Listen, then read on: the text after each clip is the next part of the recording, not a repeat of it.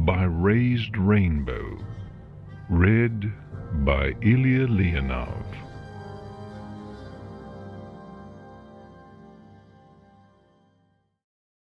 The forest was gloomy and devoid of life, save for two gleaming eyes peeking through a hole in the brush.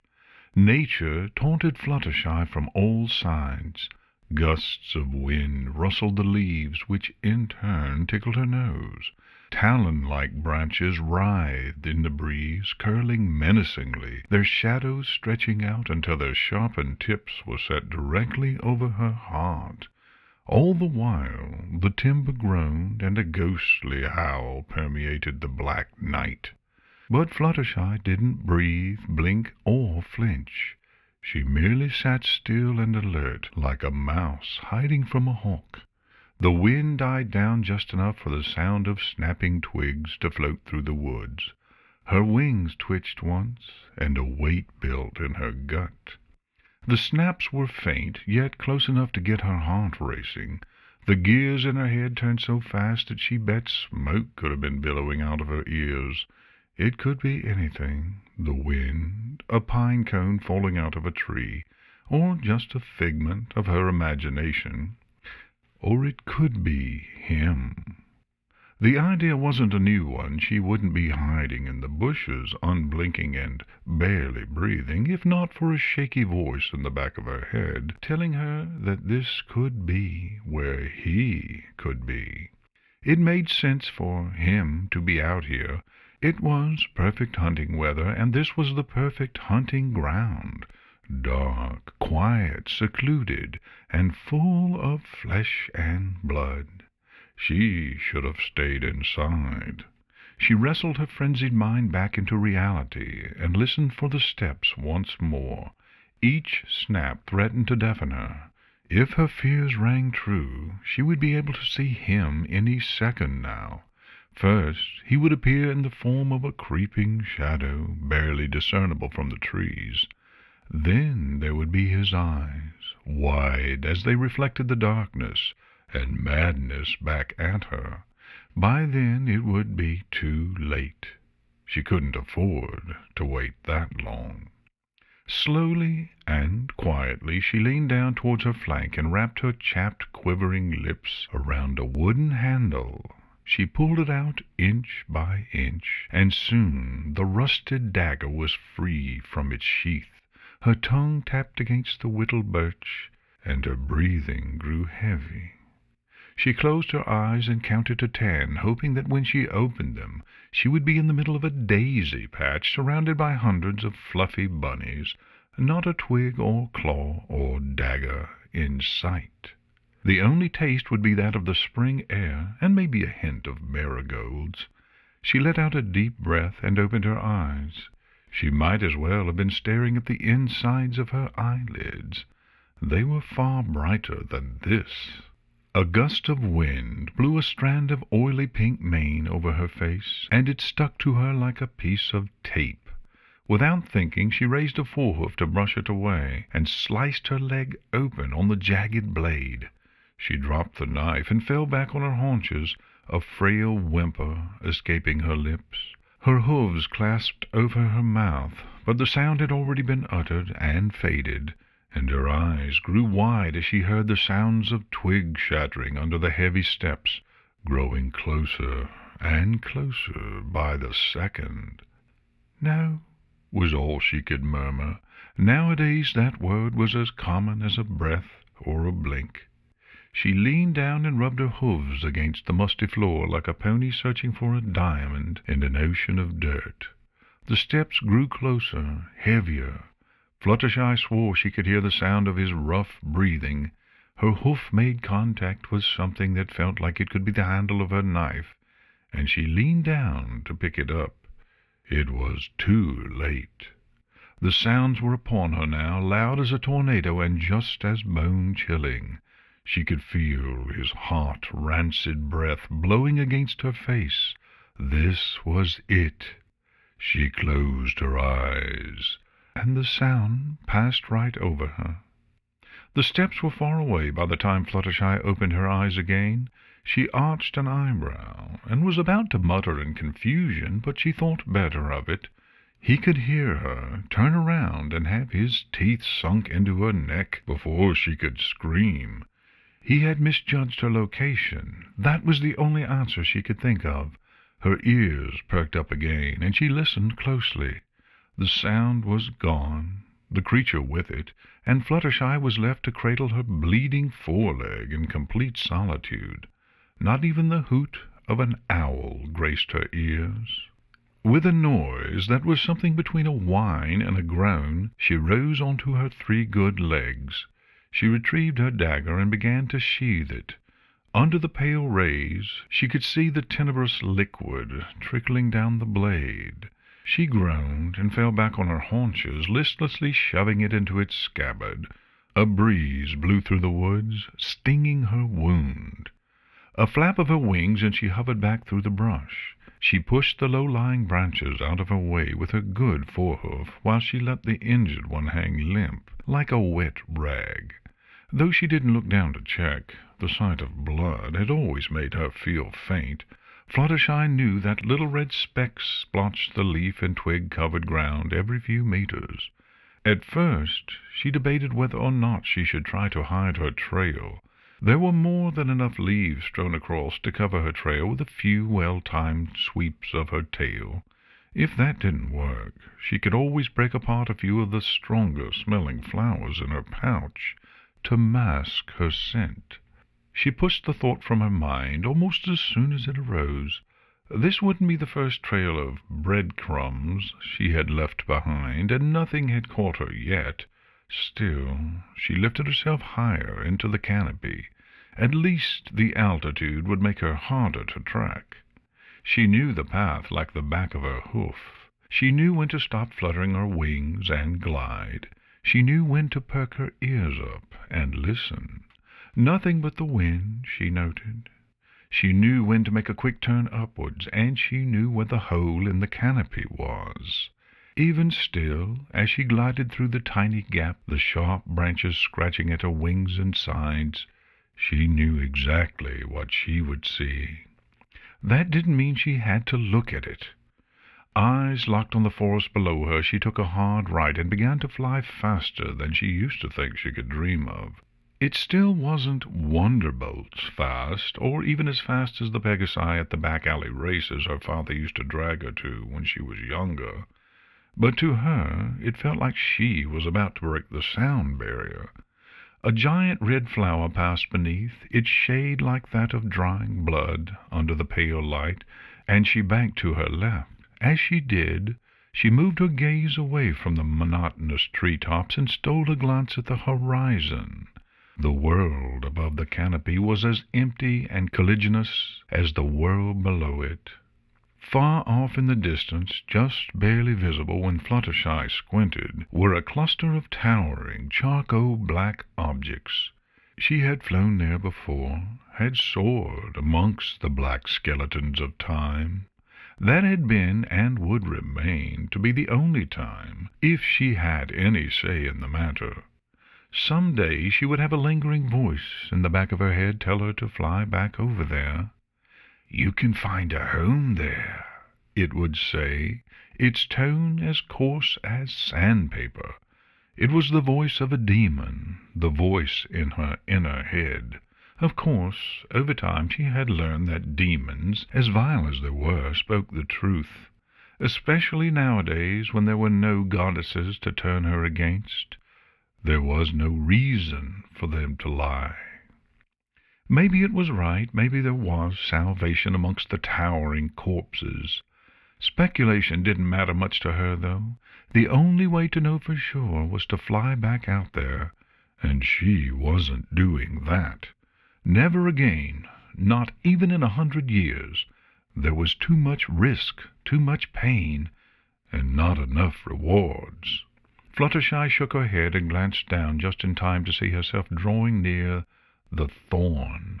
She wasn't quite sure why she had given the protruding tree-top a title, or why she had chosen that particular word.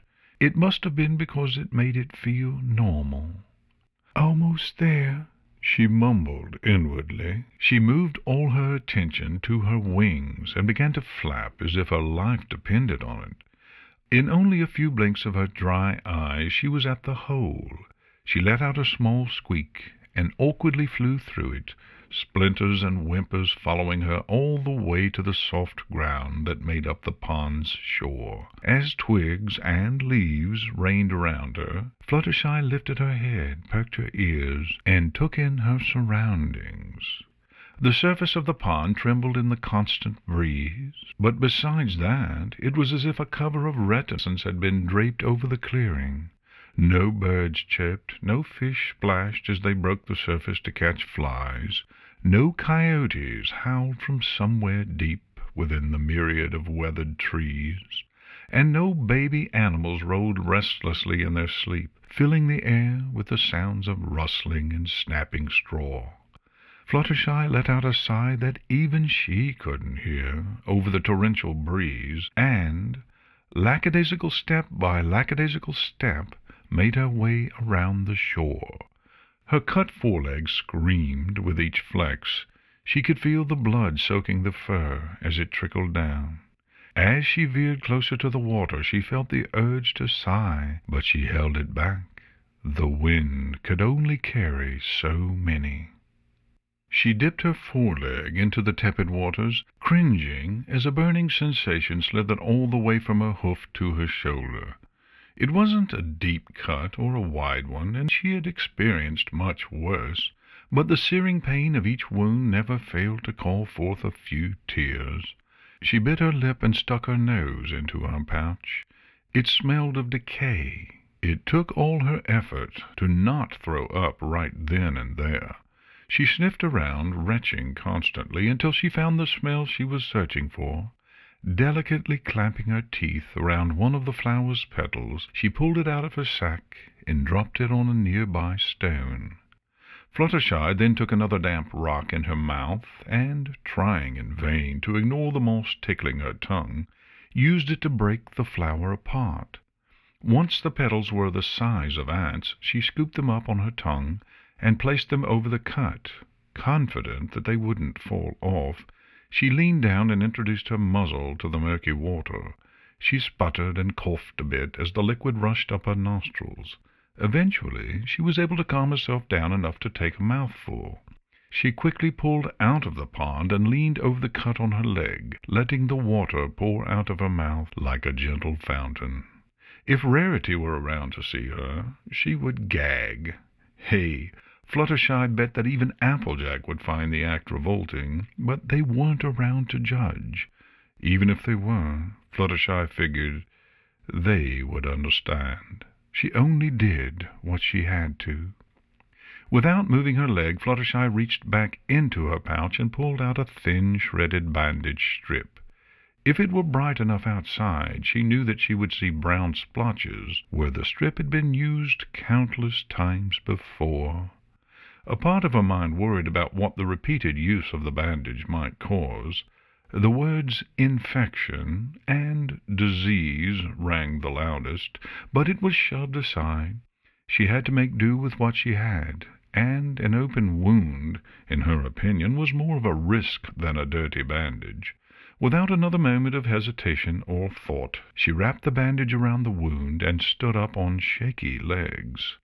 After a few practice steps to make sure the bandage was not going to come loose easily, she turned and approached an unassuming bundle of brush far from the shore of the pond.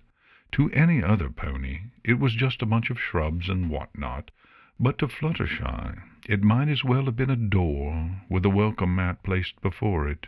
She carefully pushed the twigs and leaves and briars away and stared into the mouth of a cave. It was as though she was staring into the deepest trench of the ocean.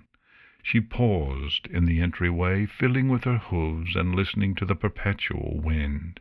Then, with one last sigh, she ducked down and walked inside. Weaving around stalagmites and ducking underneath stalactites, Fluttershy limped through the dark cave. The echoing hooves and dripping ceiling called the cadence of her march, growing more and more disconcerting as she retreated deeper and deeper. There was just something about the way her hoof-steps echoed around, how she could hear the steps of the near and distant past in the same ear at the same time. It made everything feel vast and empty. She leaned against the damp wall, shuddering and swallowing heavily. Her breaths came out in ragged staccato bursts. As much as she disliked using the word, she hated the feelings this cave incited.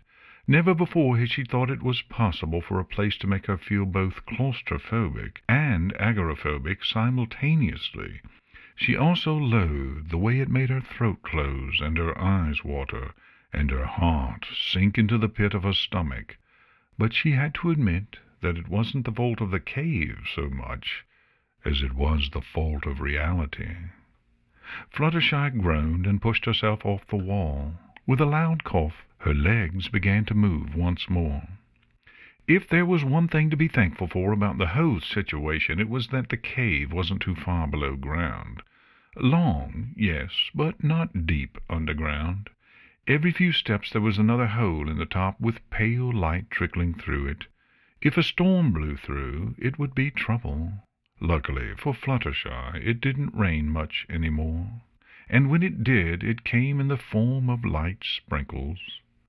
The cave tightened like her swollen throat, and she found herself having to squeeze between the jagged rocks. It was a chore to get through, and she never made it without a brand-new batch of bruises. But it was still Fluttershy's favorite part of the cave. It was the one place in the cave where she could close her eyes and think about another place and time. Her reverie was the same each time. She imagined that she was walking through Ponyville's market, trying her best to force her way through the Saturday afternoon crowd in the gentlest way possible. She imagined the rocks were the elbows of other ponies, hard and sharp, but in spite of the malaise she pushed forward with a hint of a smile tugging at her lips, and for a few precious seconds everything was right. Then she came to the keyhole, and the dream was blown away like a feather in a hurricane. Opening her eyes, she felt the familiar hollowness return to her chest, and her small smile did a complete 180. She gazed at the hole through drooped eyelids. It returned a cold and callous stare. With a squeaky exhale, she climbed through. The darkness greeted her return with its usual frigidness. She could barely hear her shaking legs kicking up pebbles under her chattering jaw. It was the same embrace and the same chill every time. It felt like she was being hugged by a ghost. A tapping filled the air as she hit the wall of the cave with her good foreleg. "Come on," she mumbled as her hoof continued to hit nothing but stone.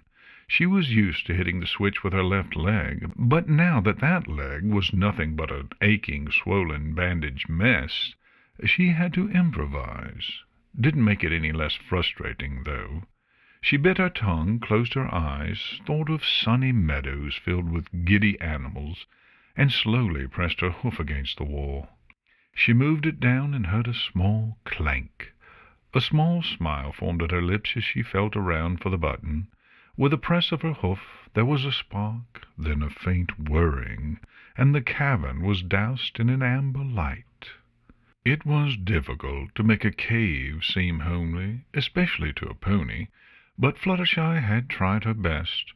The small room was lit by a single transplanted street lamp, one of her finest creations, in her opinion.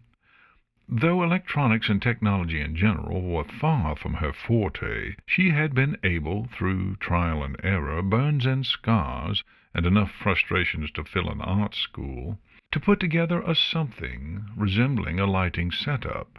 She had found an old generator that still worked when she was scouring an old roofless and wall-less cabin, and been able to move it all the way back to the cave. Luckily for her, one of the many books she still had lying about had a lot of information on generators and electricity. She had been able to rig it up to the lamp, and had even found 4 canisters of fuel on a return trip to the cabin. According to the book, the fuel lasted a year, give or take a few months, depending on how often it was turned on. Fluttershy only ran it for an hour at most a day. She had been using the same canister for, well, quite a while now. While the electronics were impressive, the decor was sickeningly drab and minimal. A single bed rested in the corner, musty pillows and sheets stained by the irregularly dripping waters. Besides the bed, she had one other piece of furniture, a mildewed table with a large chunk missing from one side. Fluttershy walked over to the table and tossed her pouch onto its aged top, then unwrapped her sheath from around her thigh and flung it out onto the table as well. It creaked and moaned, but it did not buckle. She sat back on her haunches, opened the pouch, and spread its contents over the tabletop like a deck of cards. Leaning down and resting her chin on the table, she let out a tiny whimper. It was late, and she was cold, and her leg hurt. For a moment she flirted with the idea of simply going to bed right then and there, but she shook it away. Only 4 edible flowers lay upon the table, inciting a frown from Fluttershy. Enough food for a day, considerably less than her usual haul. Still, she couldn't call the small catch a surprise. For starters, she had been using that patch, all 5 square feet of it, for almost a month now. It was going to run low eventually. Also, there was the fact that she had run into him. No, her usual hunting grounds were no longer safe.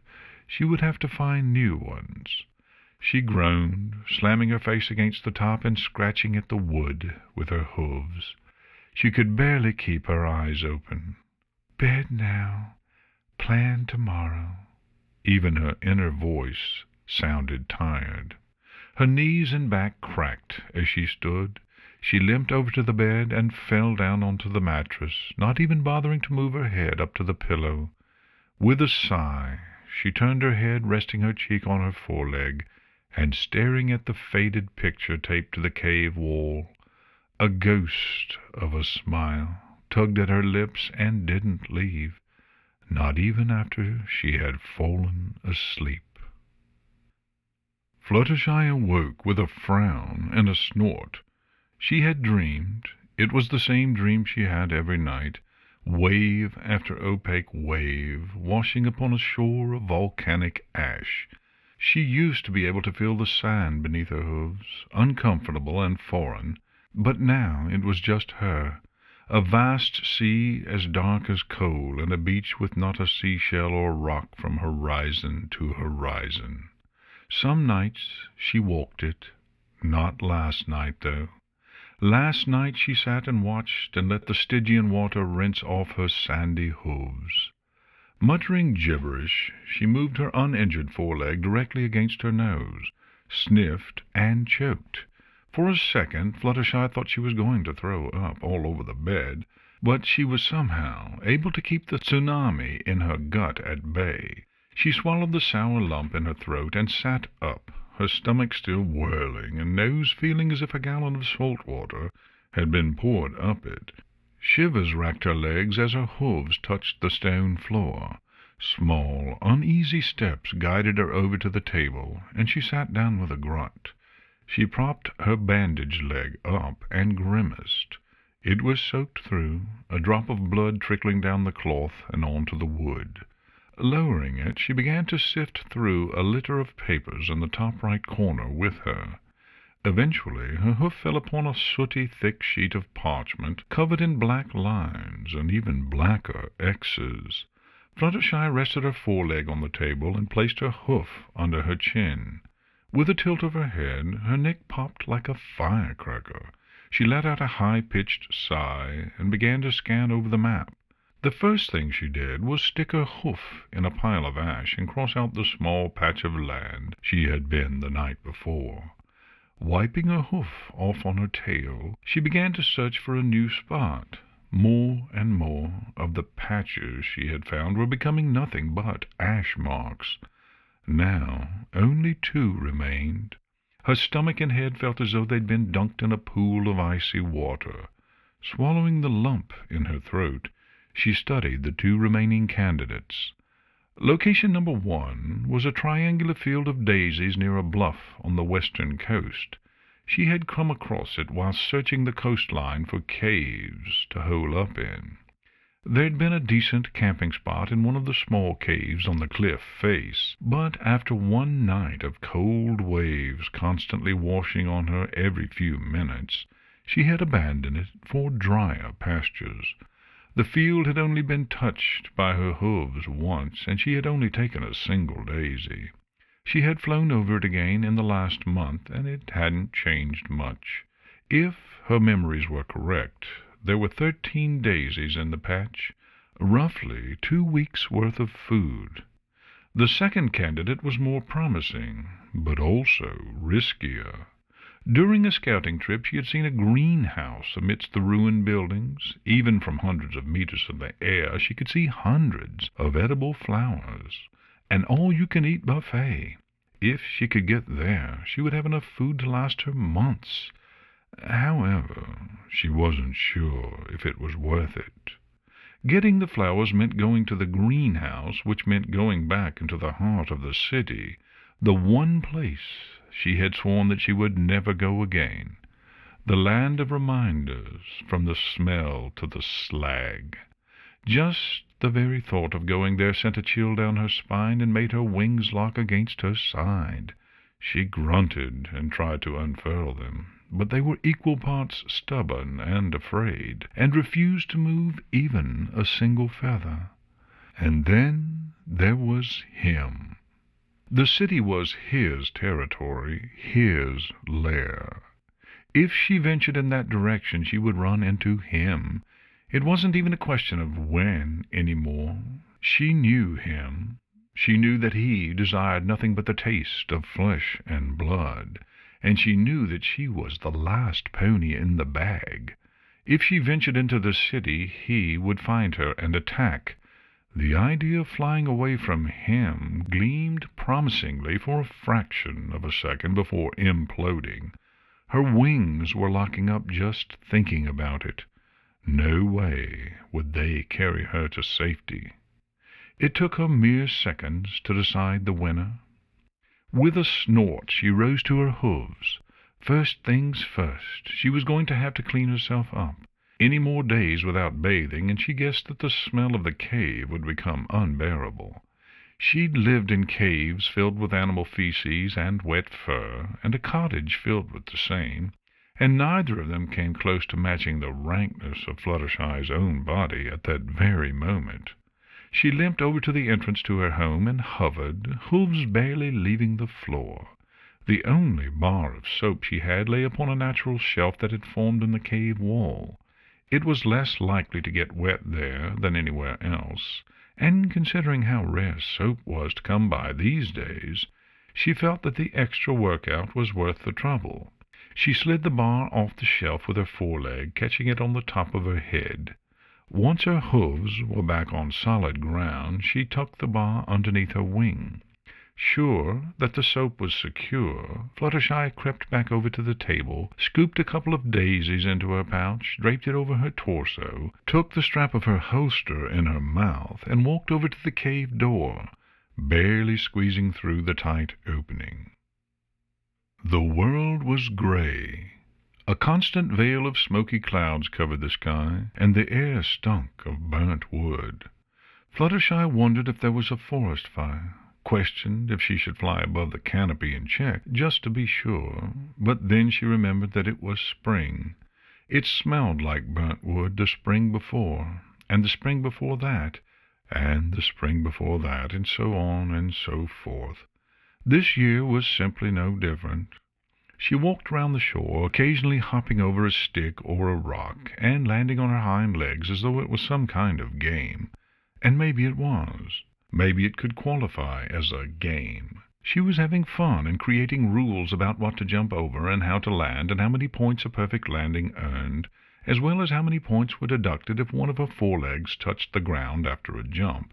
A smile spread on her face. She thought about Ponyville. She thought about her friends. No sooner had the thoughts crossed her mind than her smile collapsed like a burning trestle. The hops and skips ceased, replaced by shuffling and a downcast gaze. Her mane slapped her across the face as if it were a cat o' nine tails. She tried her best to blow it away, but weeks without washing had turned it into a greasy mess. Relinquishing her mane to the infernal and incessant gusts, Fluttershy trudged up onto a small pier of rocks and sat down, letting her hind hooves rest in the tepid water. Unfurling her wing, she brought the bar of soap to her hoof. It was a difficult balancing act, but she managed to keep it firmly set. She lowered her foreleg, inch by inch, until the soap was submerged, and then she quickly pulled it out, rubbed it between her hooves until it lathered up, and then began to trace her body in suds. As she did, she caught sight of her reflection in the dark surface of the pool. It was amazing, the ways time and desperation had molded and morphed her body. The bar of soap bounced over her jutting ribs. While she had always been a skinny pony, her current emaciated state was still troubling. When she ate, it was flowers, and flowers alone. That was all there was. There were no cupcakes or sundaes or cupcake Sundays to add a few extra pounds to her frame. Her belly was like a yellow twig, wriggling like a dying worm as yet another frigid draught caressed her body. She couldn't help but give a small laugh. All her life, mares had always been competing to be skinny, but now there was nothing a pony wanted more than fat. She observed that for the most part she looked no different from the time before. Her mane was still long enough to hide behind, and her tail had more than enough length to trip over if she wasn't careful. Her once sunny yellow coat was now the color of brass. She blinked her sunken eyes and sighed. It didn't match the hues of the rest of her body. Rarity would have a fit if she saw her now, but Fluttershy would just have to deal with it. It was the only thing she could do. Taking the bar of soap in her wing, she started to scrub her back. She stole another glance at the surface of the pond and gave a silent giggle. It wasn't just her coat that had changed. She always had to be at the ready, wings unfurled, knees bent, expecting anything and everything to pop out of the brush and give chase. But did escape matter? Did any of this even matter? Why was she even wasting her time, risking her safety over a bath? The only thing cleansing would kill was odor, and the only thing it would improve was her image. That was all any of it seemed to be for now that she thought about it. Beauty. Was there any point to being beautiful any more? With smelling decently? With surviving? The questions echoed around her head, forever ricocheting and wounding her crippled mind even more. There were few things in life that Fluttershy hated, few things that she would change if given the chance.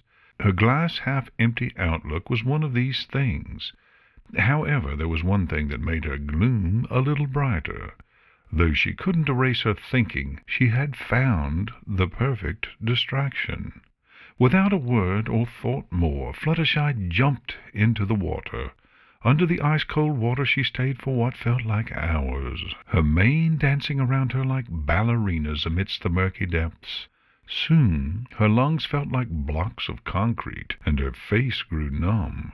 There was a flicker in her mind, a voice that told her to breathe in and make the solace permanent. For a second she considered it. A second, and it was gone. She broke the surface, gasping for air, and climbed back onto the rocks. She lay with her back against the damp rocks, staring at the gray sky above her. There was a brief moment in which the apprehensive air was vanquished and replaced by something she could only call happiness. Alas, it was but dandelions in the wind, here one moment and gone the next. The weight of the world fell 100 stories and upon her chest once more. When she finally got up, it was out of habit, and she was back in the cave. Then out and gone, before the gusts could even die down. 3 minutes into her flight, Fluttershy was beginning to wish that she had mapped out a better way to the bluff. Even though she was at the point where she could call herself an experienced flyer, flying against an air current was still as difficult as fitting an elephant inside a shoebox. The sky became a brighter shade of gray the farther west she traveled. There were even splotches of sky where she swore she could see clear blue sky through the shroud.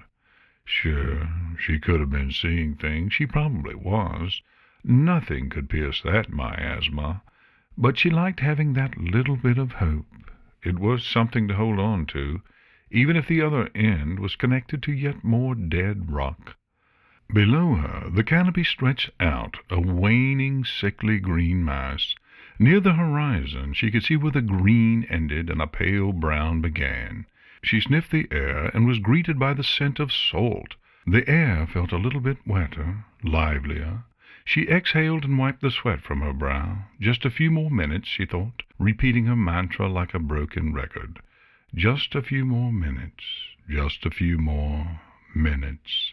A couple more flaps and you'll be swimming in daisies. What felt like an hour and hundreds of flaps later, she crossed the forest's edge and landed on the lifeless blades of grass with a loud crackle. She lowered herself to the ground, and once she was sure that all four hooves were on solid ground, promptly collapsed. Tongue lolling out the corner of her mouth, she panted. Fluttershy doubted even a goddess would be able to handle that current with ease, and the thought lifted her spirits ever so slightly. She stood with renewed vigor and flapped her wings. She cried out and fell back to the ground. Her wings felt like they were on fire. Maybe they were. She looked back to check. Nope, no flames or scorches, just some dirty feathers and spasms. Looking back at it now, the thought felt silly, but she couldn't be too sure of anything now. Life was nothing but fickle. The only things set in stone were the dead gods. She stood up with a groan. The flowers couldn't be more than a mile away. Her legs were good. She had walked 20 miles back to her cave after a run-in with a blind curve and jutting rock had nearly torn her wing from its socket. A mile's trot, even with only 3 legs to stand on, was a piece of cake. Fluttershy stretched out. Spraining another ankle would be a death sentence out here. Then began to march forward. The scent of flowers came to her on the back of the wind, and she smiled. There was no sweeter beckon than the aroma of life. It was a long walk filled with nothing but gasps for air.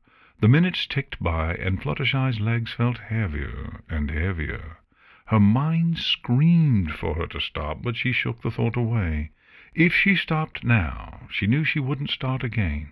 Her wings would regain composure, and the panic would set in, and she would ride the current all the way back to her cave, shaking and famished.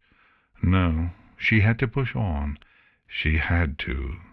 She closed her eyes and bit her lip, counting. 1, 2, 3, 4. Every fiber of her being was being cremated at once. She could feel tears cascading down her face. Just a quick break, her mind pleaded, but again she ignored it. She had given up too many times before. Not this time. She took a deep breath and opened her eyes. It took all of her effort to keep the sob at bay. Before her lay a patch of grass as green as the finest emeralds. A grin tugged at her lips, threatening to tear their edges. Even from a distance, the tiny pasture was the epitome of beauty. Just a few more steps, and she'd be saved. She tilted her head back and sniffed the air, and then retched. She had expected the smell of daisies and wet grass. What she got was the stench of death and ruin. With each trembling step, her eyes grew a bit wider. With each step, the smell grew stronger. With each step, the crevice in her stomach grew wider and deeper. With each step, she died a little more. She was only a few yards away from it now, and her fears had been all but answered. The smell was unbearable. She could taste the bile building in the back of her mouth. Where the white of daisies and yellow of daffodils were supposed to be, Fluttershy only saw various shades of brown. Fractured blades of grass littered the ground like snowflakes in a blizzard.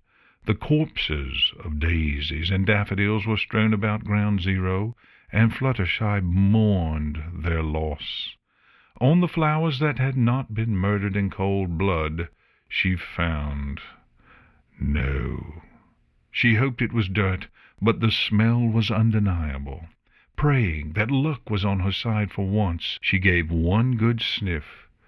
The smell of feces filled her senses, and she collapsed onto her haunches, leaned forward, and vomited all over a dozen severed daisy heads. She wanted to ask, why? She wanted to ask, how? But she knew the answer already. This was his work. As if to confirm her suspicions, a growl emitted from behind her. If she hadn't already emptied her stomach, she would have thrown up again. In her mind, she played out what would happen next. Snarling, screaming, gurgling, a metallic taste, fading lights, and just as her mind left the world, his yellow, cold eyes staring into hers. She knew that was what would happen. She could feel it, taste it. It wasn't how she had expected to die. With all she had been through, it was odd that this would do her in. Still, the more she thought about it, the more fitting it seemed. No pony expected the end to ever come, and yet it had. Her friends had expected to go out old, or at least whilst doing something for the greater good. Instead, they became nothing but grains of ash in the wind. Sometimes she wondered if they were on her. Had they been in her mane? Had she washed them off? Her mind drifted back towards him. His breaths were loud, and she could hear the saliva dripping from his maw. Her eyes burned, partially from the smell and partially from the familiar sounds of dry grass breaking under his steps. She thought she heard a laugh. She thought she heard a voice. She knew that this was it. Should I even bother looking? She asked herself. Should I even give him the benefit? No. He wanted her fear just as much as he wanted her flesh and blood. She didn't know how she knew it, but she did. He wanted her to turn around, wanted her to scream, wanted the last word she gurgled out of her torn throat to be pleas for mercy, wanted the last thing she saw to be his tongue lapping up her blood like a dog drinking from a water bowl. No. Without so much as a glance over her shoulder, she jumped up and tried to spread her wings, only to find them locked firmly to her sides. A snarl erupted from behind her, and the steps turned to thunderclaps. She hesitated. She could feel his breath, the rancid stench strangling her. The sound of incisors snapping shut like a bear trap pierced her eardrums. She screamed at her legs to move, and she bolted towards the tree line. She heard the rip, though she felt nothing. A wave of dread washed over her, not letting up until she stole a brief glance behind her. She sighed in relief when she saw that it was only the hair of her tail that had been taken by the beast. The forest was a few hundred meters away, but it looked like miles. Where her legs had felt like blocks of concrete before, now they were feathers. Balance escaped her, and it amazed her that she hadn't yet tripped over a rock or a stick, or fallen flat on her face. She could hear him behind her, heavy steps and heavier breaths ringing like funeral tolls. She swore that she could feel his claws bearing down on her hooves, threatening to tear skin and tendons and end it all. She didn't look back. Her eyes stayed locked to the tree line. So long as she made it into the woods, she'd be all right. There were bound to be abandoned burrows and caves all over the woods. Not to mention she had wings. So long as she could keep them behaved, she'd be back to the cave before he even knew what was going on. He may have been strong and vicious, but he had the intelligence of a bowl of styrofoam peanuts. He would look behind trees and up and down the paths, but that was it. She had dealt with him before, though the coals had never been this close. It was right as she crossed the threshold into the woods that Rainbow Dash crossed her mind. The timing couldn't have been worse, and it made no sense for her mind to venture there. Yet it did. She thought about what her friend would have done. Rainbow wouldn't even have ran. Rainbow would have turned and fought, and if she had been too hurt to fight, Rainbow would have either flown away or died a dignified death. Rainbow could have gone out like a wolf protecting her cubs. Fluttershy was going out like a gazelle running from a lion. If she could choose, she would be a wolf, but it wasn't meant to be. She came into this world a coward, and she was going out as one. She shook her head and brought herself back to the realm of reality just in time to see a tree trunk speeding towards her. A single terrified "eep" escaped her lips before everything went dark. And for a second she could have sworn she heard some pony laughing. Fluttershy had always been curious what death would be like. Would it be sudden, like all the candles in a room being blown out at once? Or would it be slow, the lights and feelings fading as reality crushed her into nothing? Pain or no pain? Paradise or darkness? She couldn't help but think that this was it, a shroud of blackness and the sound of dark winds. Then the smell hit her, and her nose lit up like an inferno. No, she was alive. Death couldn't possibly smell this bad. Her eyes cracked open, but quickly slammed shut again, as a cavalcade of spiked hooves stampeded through her skull. She whimpered and brought her forelegs to her head, cradling it like she would an injured squirrel so many lives ago. She felt liquid running down her muzzle and wiped it off. Daring to take another peek, she saw a brief flash of red before the pain became too intense. Her mind drifted back to death again. Maybe this was what it was like, a brief regain of consciousness to spring hope, only for the fangs of mortality to sink into her neck just as the sparkle came back into her eyes. No, that wouldn't happen. It couldn't happen. After everything, this wasn't how it ended. The only reason she was still alive after all this, it had to be for some sort of purpose, right? Little by little she opened her eyes, trying her best to ignore her scorching skull. Wherever she was, it was very dark. Various shades of black reached to her from all sides. Her eyes seemed to take forever to adjust to her surroundings, but when they did, the first thing she saw were the piles of bones surrounding her. Her eyes widened as her gaze landed on the little bits of flesh still hanging off them. The ground beneath her was a vile brown, and the room, if it even was a room, smelled of blood, excrement, and body odor. She brought her forelegs to her skull, feeling bald spots where he had dragged her. This was his den. There was no denying it. This was it. He had dragged her back to his lair just so he could relish his meal all the more. She fell into a series of dry heaves, waiting for the snarling, waiting for his saliva to drip down upon her head like a downpour. But it never came. Reluctantly she looked up and around. She was in a den of some sort, most likely his, but he was nowhere to be found. Closing her eyes and whispering a silent prayer to long-gone gods, she listened for a step, a breath, a growl, or a snapping of teeth. Yet all she got was a gentle pitter-patter coming from the direction that the mouth of the lair was. Then she noticed the rumbling, distant but distinctive. Her eyes shot open, alight with newfound hope. A storm! It hadn't stormed in months. It was like a godsend, an answered prayer. She knew that she could navigate the forest in bad weather, but she doubted he could. It would cover her tracks and scent well enough to buy her time. All she had to do was get out without being seen, and she'd be home free. Looking at her side, she noted that her pouch and knife was still lying against her side, straps draped over her shoulder and hips. She opened the pouch and nearly cried out in joy as her eyes fell upon all of her contents, piled up exactly as they had been before. Tears threatened to pour down her cheeks. She thanked her lucky stars and stood. She took one step and collapsed. Her legs buckled, and any attempts to stand straight were in vain. Soon her whole body joined in the festivities, and the ground shook under her spasmodic form.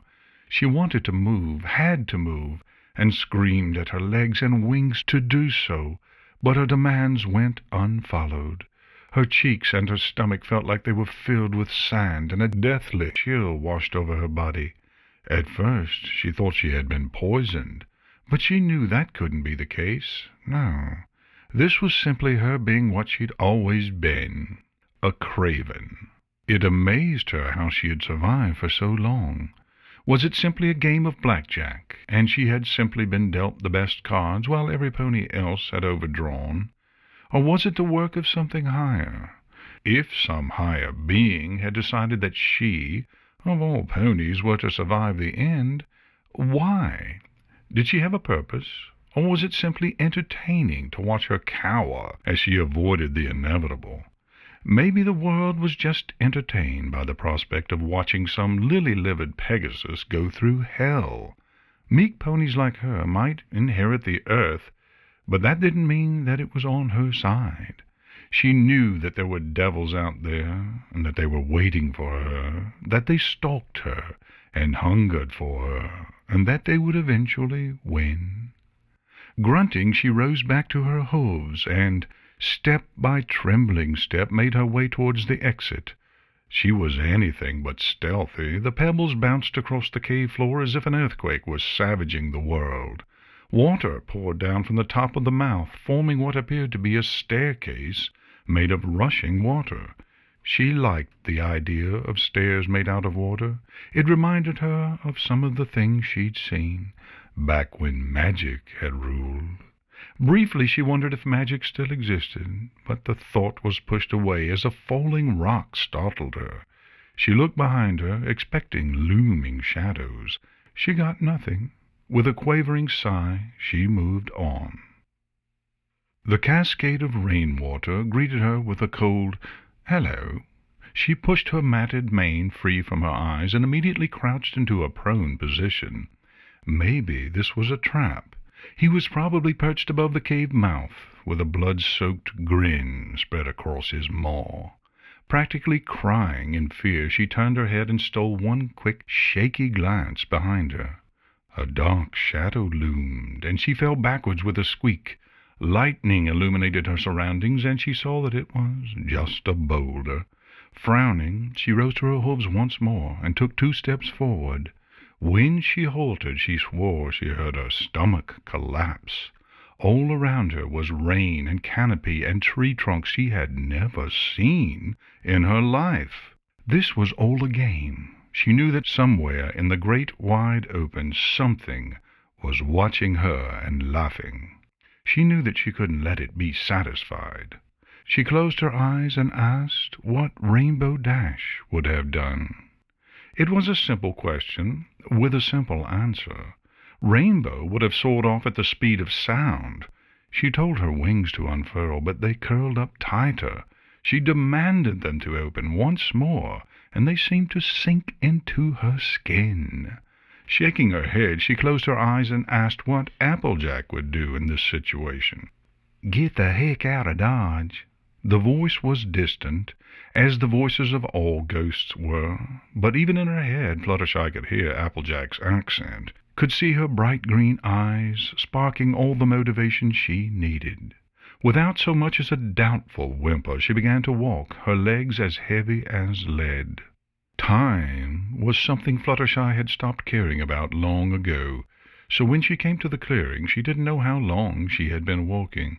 Her legs felt like they had been set ablaze, and her wings still refused to move, though she figured it was now fatigue rather than fear that kept them locked.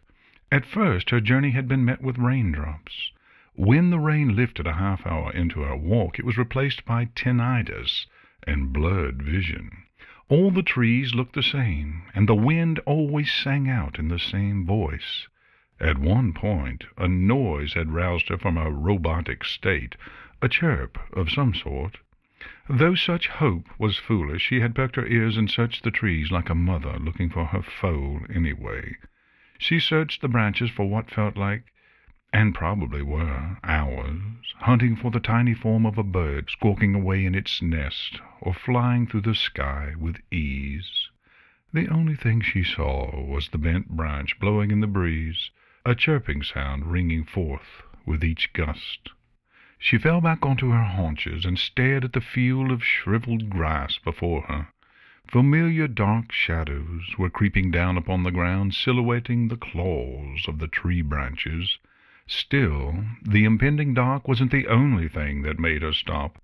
What had really made her pause was the large mound of earth jutting straight up, its soddy bottom exposed to the gray sun. She reached out and pushed on it, and an entire circle of earth trembled. Grunting, she shoved both hooves under it and pushed up, and it folded back like the lid of a treasure chest. Even in the coming dark, she could see the bottom of the pit. No spikes, just leaves and dirt. She gulped, busting the dam that had closed her throat, and climbed in, hind legs flailing like a mad mare's even after they touched solid ground. The first thing she did, once her wits were about her, and they never were really about her, was slide the trapdoor back over the opening. As soon as it fell down securely with a dull plop, she finally took an easy breath, her legs relaxing and wings coming back to life. There was still a crack on the left side of the door, but that was something she both expected and hoped for. He wouldn't notice it. He was a predator. Fluttershy knew her animals. Predators relied on brute strength and size, whereas prey used intelligence to their advantage. Sure, the tables could be turned from time to time, and you'd find a crafty and sly predator, like a fox taking down gargantuan prey with Herculean strength like an elephant. But those were merely exceptions. She knew that there was nothing special about her, and nothing special about him. Their game of cat and mouse was like one of those from the folk tales she would read about in picture books, underneath the light of fireflies back when she was a filly in flight camp. As long as she wasn't standing out in the open, she was safe. She sat back and curled up in a ball. What was she going to do now? The one field she had hoped to be her salvation had been anything but. The fruits and vegetables had long since died, and now her only hope to survive was a greenhouse that might have been a mere illusion the first time she had seen it, in a city that she would sooner die than set hoof into again. There was another option, but just the thought of thinking about considering it made Fluttershy want to tear herself limb from limb. The wind blew through the opening, making a ghostly wail. She curled up tighter as the shivers took hold. Through squinting eyes, just barely visible in the little shaft of pale light that shone into the hole, she could see her breath trailing out of her mouth, dancing through the air like ponies at play.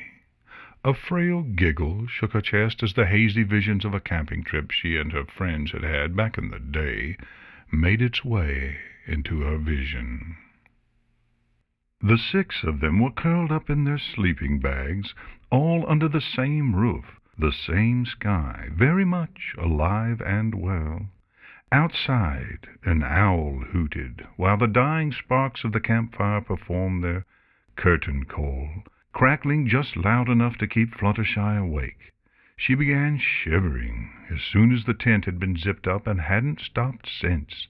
She tried to keep her teeth and limbs still, but to no avail. She watched the vapor of her breath drift across the room like a spirit and tickle Twilight Sparkle's nose.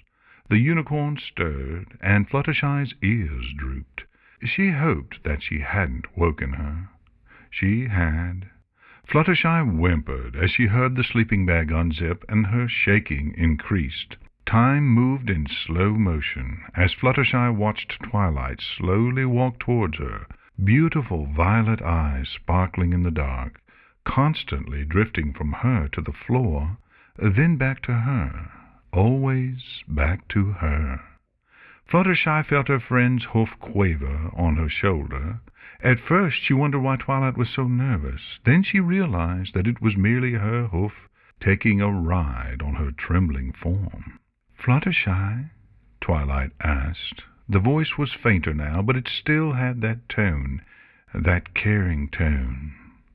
Are you okay? No, she answered. Mind telling me what's wrong? Fluttershy could feel the breath of her whisper. It was warm. It was nice. I'm just cold. Her ears drooped as soon as the shaky words had been uttered. Not like that's a bad thing or anything. This camping trip is really nice, and A hoof over her mouth silenced her. Twilight said nothing. She simply smiled. Fluttershy smiled back. There was a long, lovely silence before Twilight spoke again. Scooch over. Huh? Move over, Twilight said with a giggle.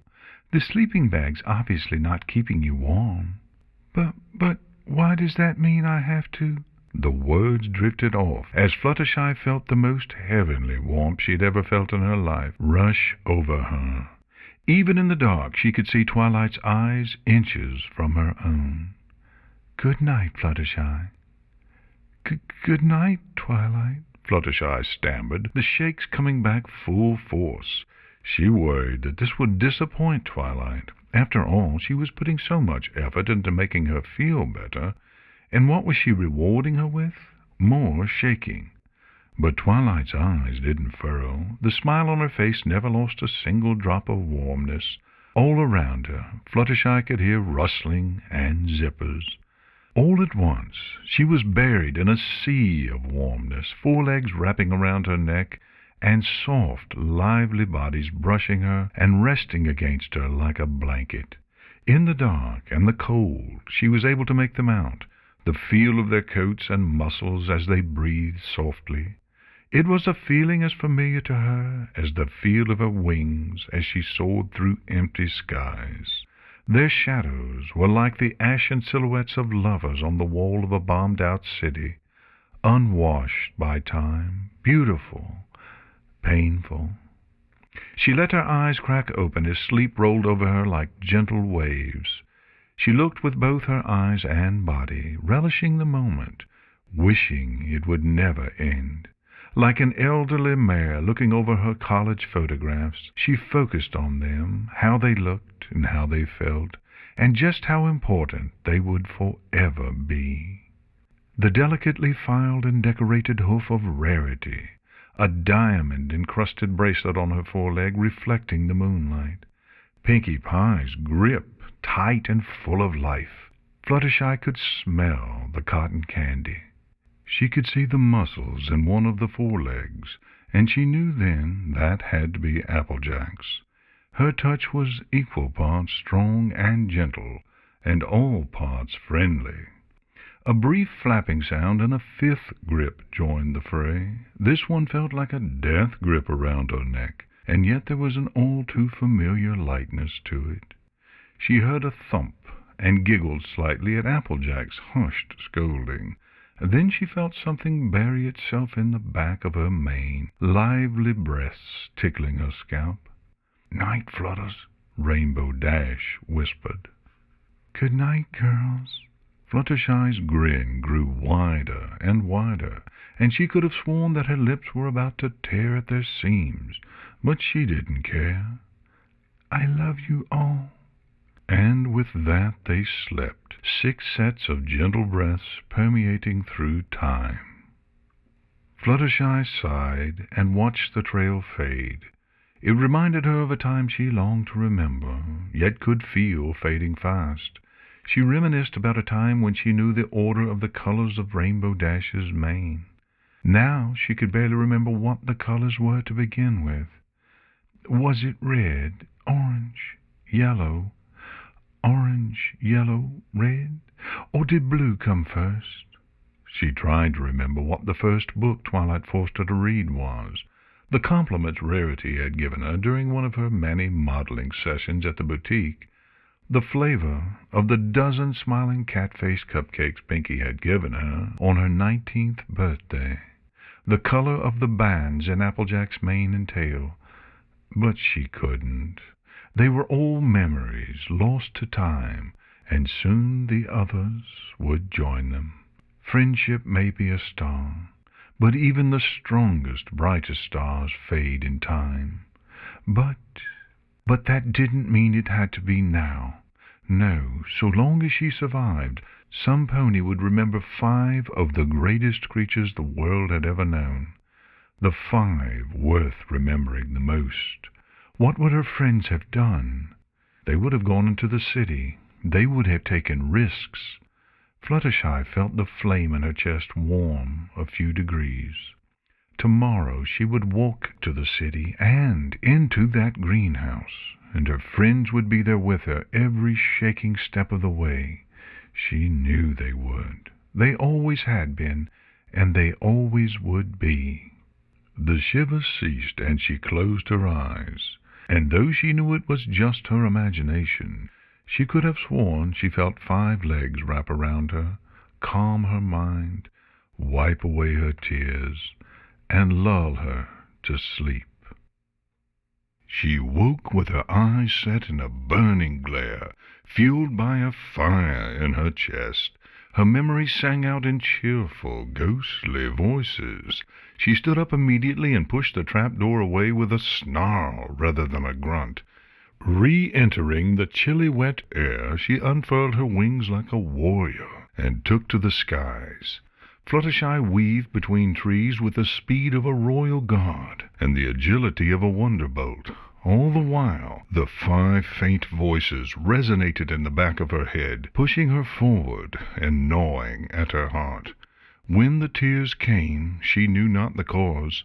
Was it the speed, the stench of the morning air, the pain of her memories, or could it have been the joy of them?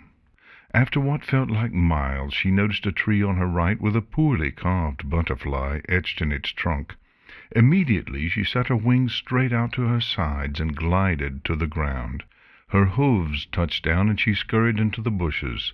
She listened, her ears perked as straight and tall as the spires of the old Canterlot Palace. Gentle gusts graced her ears, but their messages were silent. She crawled out of the bushes, stood, and cautiously walked back to the tree, her head on a swivel. She recognized the marking right away. It was her own. When she had settled into the cave by the pond, she had taken to carving a butterfly in the adjacent trees to serve as a beacon if she were ever fleeing on hoof. She knew that somewhere off to her right and just a few steps through the thick brush she would find her home. Perfect, she thought, with a toothy grin and a soft squeak. Absolutely perfect. Fluttershy surveyed her surroundings, and after she was sure that the coast was clear, began to claw her way through the dense batch of briar bushes and rotten fallen limbs and trees. Once she was in the clearing, she made a beeline for the cave. She didn't even stop at the pond to cool her sweltering tongue. The thorns of the briars clawed into her skin like 100 angry cats, but she didn't whimper, nor flinch. As soon as the dense darkness of the cave's mouth came into view, she leapt through, losing strands of her mane and tail in the process. She sprinted down the pitch-black corridor, her heavy hoofsteps creating a deafening cacophony, and crawled through the keyhole. She set her sights on it as soon as she entered the room. She didn't bother turning on the lights. She practically glided over to her bed, sliding on her knees the last few feet. "Please, please," she droned to herself as she rummaged under her bed like a foe looking for a piggy bank. She tossed aside tattered banners and frayed rope and waterlogged books and cracked gems and a single pair of lensless goggles. Then, just as she began to welcome the idea that it was a hopeless search, she found what she had been digging for. It took all of her effort to keep her chattering from biting the handle of the silver dagger in two. She had found it while exploring the western wing of the Canterlot Archives, military history. Though it was simply laying amongst ruined brochures and broken glass and countless piles of ash, she knew what it was. The emblem of the Pegasonian Empire on its handle told the story. There was a loud clatter as her holster hit the floor. With the grace of a dressmaker threading a needle, she took out her hoof-made dagger, one of the closest things she'd had to a companion in years, and replaced it with Commander Hurricane's still finely sharpened blade. With a sigh, she rose to her hooves and walked out of the cave. Once she was outside, she flared her wings, burst through the canopy, and shot towards the city's scorched remains. Even after all these years, black plumes of smoke still filled the air above the city. How long had it been, anyway? Fluttershy had tried to keep track of the days by scratching tally marks on her cave's walls, but gave up countless seasons ago. Not even the ceilings and floors were left unscathed. She could still tell when the seasons changed, but she hardly paid them any mind. Time had long since become just another pointless factor. The city's ruined skyline stretched on across the horizon, the numerous structures in various stages of decay. Some were simply falling apart with time. Windows and walls were blown out, skyscrapers listed precariously so, and vegetation strangled all that it could, climbing crumpled stone pillars and taking hold of the city's exposed guts. Other buildings were less fortunate, having whole faces felled into the streets or just having collapsed entirely. A lucky few leaving nothing behind but iron skeletons protruding from the rubble. Thick, ominous smoke steadily poured from the debris, poisoning the air. Fluttershy wondered if any of the original fires had even died. Fluttershy stood on the edge of the woods and stared at the city, her salvation, her doom. She sighed. It was too late to turn around now. A couple dozen yards down the slope from where she stood was a sign, broken in half, that read, "Welcome to—" The last part was completely faded, buried beneath ash. Taking one final look back at the woods, she spread her wings and took to the sky, soaring as best she could towards her fate. The skyscrapers welcomed her like ravenous wolves, looming, swaying, their joints creaking in the unyielding wind. The entire city reeked of death and ruin, and the air was filled with so much ash that it might as well have been snowing. She tried to ignore the stench and the ash's constant assaults, but one can only take so much. These might have once been ponies she had known and loved. Bile built in her throat, and her wings began to lock up at the very thought. She practically plummeted to the ground, landing on top yet more ash, stumbled, and found herself face down in a mound of the infernal soot. She coughed, her lungs burning as the dust filled them. She whimpered and wiped at the hot tears streaming down her face. Eventually she was able to clear her airway, and she forced herself up with a grunt, hobbling forward. In her past she would have cowered right then and there, curled into a ball, and cried until he had shown up and done her in. But not any more. That Fluttershy had died with everything else. She wandered the nameless streets, a vague image of where they would lead shimmering in her mind's eye. The greenhouse was near the center of the city, or at least what she considered the center of the city. If memory served her correct, all the desolate roads converged near it. Step by step she pushed herself onwards, the dust and stagnant puddles stinging her cracked hooves. She closed her eyes and felt her extremities grow warm and weightless. Her blood pumped faster and faster, her heart burning, but never alighting.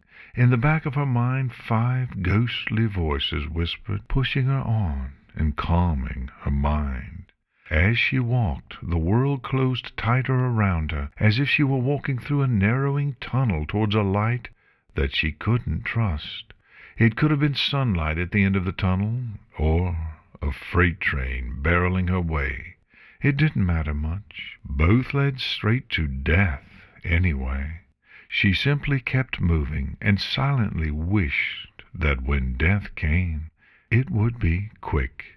The deeper she trekked into the city, the more time weighed down on her. totaled carriages with faded advertisements for a concert, an earth pony holding a cello, just visible through the cracked paint. The name escaped Fluttershy, but she'd seen that face. She stumbled over broken flower pots, fallen street lamps, decayed dolls with raggedy manes, scorched banners, rusted blades, and dented, corroded armor, and bones. She grimaced and sidestepped around them, but marched forward. Crying over any of it was pointless now. A soft breeze whistled past her, carrying with it what she swore were voices. The pit in her stomach grew deeper and hollower, but she kept her sobs at bay. They'd only fall on deaf ears. Hopping over a fallen street lamp, she came to a toppled skyscraper. She craned her neck back until she could hear ligaments stretching. It was large, unsafe, and it was blocking her way. Letting out a little whinny, she looked around. The ruined structure covered the entire street, and the alleyways to her sides were both filled with piles of debris as tall, if not taller, than the collapsed tower. Not to mention they would only lead her further away from her destination. All she had to do was fly over the ruins, and she'd be home free. Sighing what felt like the 1,000th sigh, she spread her wings and slowly lifted herself over it. As she crested the peak of the ruined metal, she saw the greenhouse off in the distance. Her wings locked for a split second at the sight, and she fell upon a rusted beam with a clank and a whimper. Legs shaking, she rose to her hooves. Some psychotic voice in the back of her head told her to look down. She did just that. Her pupils shrunk to specks as she stared into the metallic chasm. One of her trembling hooves knocked a corroded boat head into the abyss, and she listened to it fall, its pings growing softer as they stopped altogether. Gulping, she forced her gaze away from the hole and towards the greenhouse. Standing atop the fallen colossus, she choked, her throat feeling like a python had wrapped around it. Another gush rushed by, trying to push her balance away from her. The wind was growing stronger, and she swore it was growling. Dark shadows surrounded the house of shattered glass, the closest thing to salvation she had come to in what felt like lifetimes. When her wings moved again, she had no control of them. When her legs started to move in cadence, she did not tell them to take a single step. When she stopped in its shadow and fell back on her haunches, it was simply reflex. A dark wind blew Fluttershy's mane in her face. Shards of glass fell loose from the ruined sills, showering the withered stems jutting from the broken windows. A dead brown leaf floated out of the house and onto her nose. Fluttershy could feel her hope being blown further and further out of reach. And if she crept inside there, she might find refuge. But for how long? A year? A month? A week? A matter of days? What was she going to do after the food was gone? And if she only found more dead plants and useless flowers, what then? Ruin was imminent and inevitable. The wind blew once more. Her ears perked. Maybe she was going mad, but she swore she heard voices, 5 distinct voices underneath it. She looked around her, finding nothing but desolation. No ponies, no source for the voices. It was just an illusion, her thoughts' dying song. 5. Why is it always 5? Why does it... Her eyes widened as a spark ignited. She stood up and trudged over the fallen door. As soon as she entered the land of brown shrubs, the growl poured forth. In the blink of an eye, the dagger was in her mouth, held firmly and ready to bite. Her lips curved upward around the handle. She couldn't remember the last time she had done something so quickly. Rainbow Dash would have been proud. Rainbow Dash was proud. Her gaze darted around the room, her ears perked. She was waiting for a gunshot, a tiger leaping from the brush, her death. But she would be damned if she went down silently. She looked left, right, above her, below her, behind her. waiting, blood pumping, teeth gritted, legs shaking, wings fluttering, tears streaming, brain screaming, everything crying out at once as the world collapsed upon her, pushed into her heart like a star about to go supernova. It was about to burst. Everything was about to explode. The end would come regardless. Amidst the blinding fear and the wails of every sound that had ever been, she heard the sound of cracking glass. On instinct, she whipped her head around. A shadow flew at her, slamming into her. Warm liquid spurted across her face and chest. The greenhouse was painted in a darkest crimson. For a single second, every particle in the world screamed. And then there was only the wind. Fluttershy lay on her back, chest rising and falling. He lay on top of her, gurgling and writhing. She pushed him off and rose to her haunches.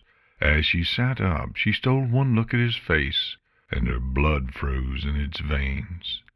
She looked into the eyes of a pony, not a monster, a pony. He stared up at her with callous eyes as his bloody mouth opened and closed, gasping for air while blood spurted out around the dagger firmly embedded in his throat. Blood spurted out of it, running down onto the floor.